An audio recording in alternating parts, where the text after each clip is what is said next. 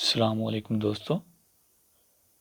आज की इस वीडियो में आप जान पाओगे कि किस तरह हम सैमसंग और हवावी में डुअल व्हाट्सएप को यूज़ कर सकते हैं। तो दोस्तों, सैमसंग में हम सेटिंग्स में जाएंगे, स्क्रॉल डाउन, एडवांस्ड फीचर्स, इस गेस्चर को आपने ओपन करना है। स्क्रॉल डाउन और हमारे पास ये ऑप्शन नज़र आ रही है डुअल मैसेंजर, इसको ओपन कर लें। तो आप इधर से इजीली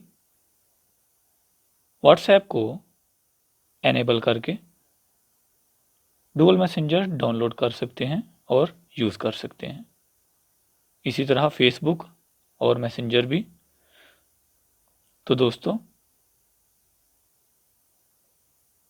ये थी सेटिंग्स सैमसंग की, लेकिन हवावी में थोड़ा सा डिफरेंट है। हवावी में आप सेटिंग्स में जाके ऐप्स की ऑप्शन में जाएंगे और उधर से ट्विन ऐप्स को एनेबल करेंगे।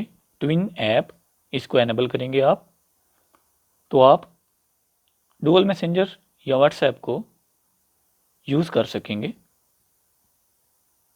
उम्मीद है आज की वीडियो आपके लिए काफ़ी फ़ायदेमंद साबित होगी। मिलते हैं इंशाल्लाह नेक्स्ट वीडियो में। तब तक के लिए अल्लाह हाफिज़।